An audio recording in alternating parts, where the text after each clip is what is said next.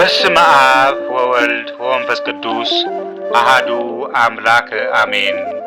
በቅድስት ሥላሴ ስም እያመን በእመቤታችን በቅድስት ድንግል ማርያም አማላጅነት እየተማጸን በቅዱሳን መላእክት ተራዳኢነት በጻድቃንና በሰማዕታት ጸሎት እየታገዝን ጌታችን መድኃኒታችን ኢየሱስ ክርስቶስ ስለኛ ድህነት ሲል የተቀበለውን መከራ የምናስብበት የሕማማት ሳምንት ዝግጅታችን እንቀጥላለን። የተወደዳችሁ የእግዚአብሔር ቤተሰቦች፣ የድንግል ማርያም የአስራት የአደራ ልጆች እንደምን ሰነበታችሁ? የትንሣኤው ብርሃን እንዲያሳየን የፈቀደልን አምላካችን ስሙ የተመሰገነ ይሁንልን። በትናንትና ውሏችን ጌታችን በለሷን በመርገም ፍሬ የሌላትን ሕይወት እንዴት እንደገሰጸ ተመልክተናል። ዛሬ ደግሞ ሰሞነ ሕማማት ሁለተኛው ቀን ማክሰኞ ላይ እንገኛለን። ይህ ቀን በቤተ ክርስቲያናችን የጥያቄ ቀን ወይም የጥበብ ቀን ተብሎ ይጠራል።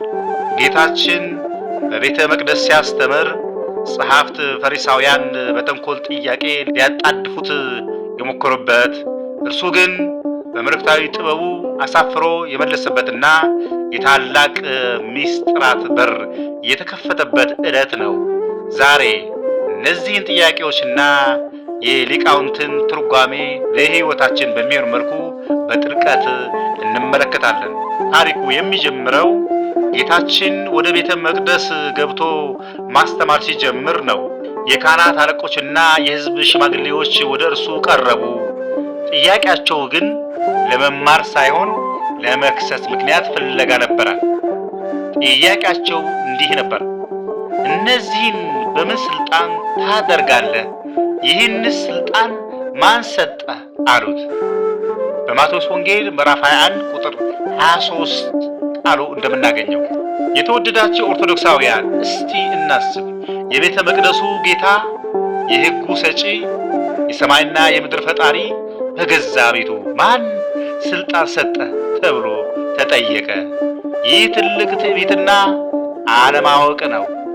የጌታ ምላሽ ምን ነበረ ስንል የጌታ ምላሽ ደግሞ እንዲህ ነበረ: ጌታችን ጥበብ ነውና ጥያቄያቸውን በጥያቄ መለሰው።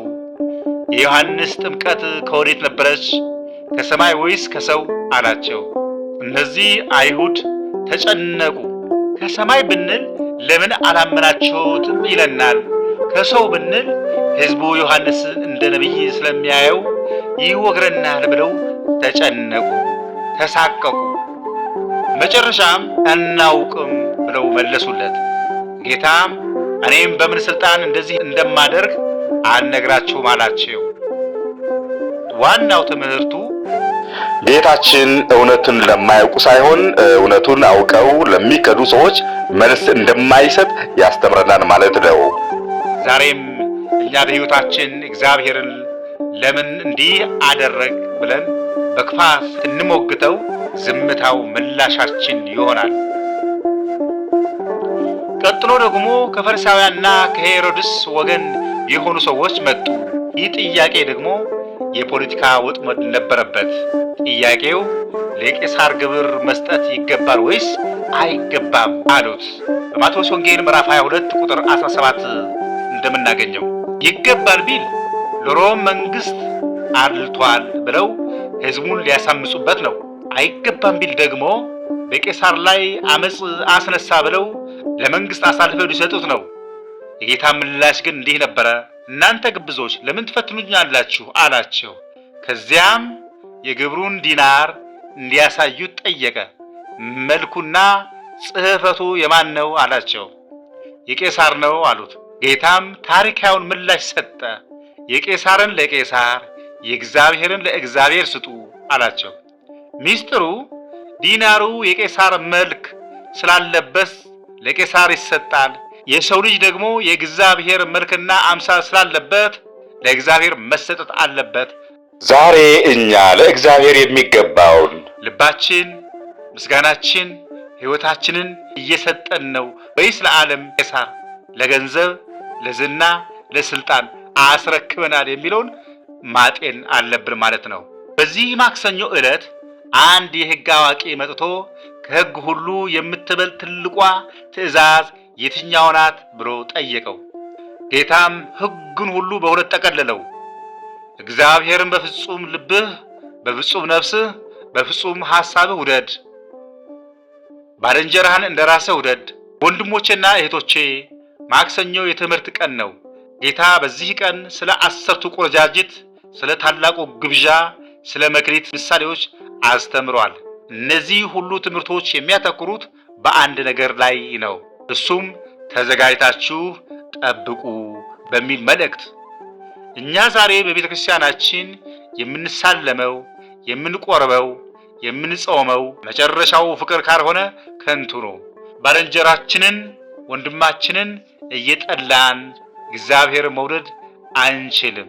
ዛሬ በማክሰኞ ውሏችን በልባችን ውስጥ ያለውን የጥል ግድግዳ እናፍርስ።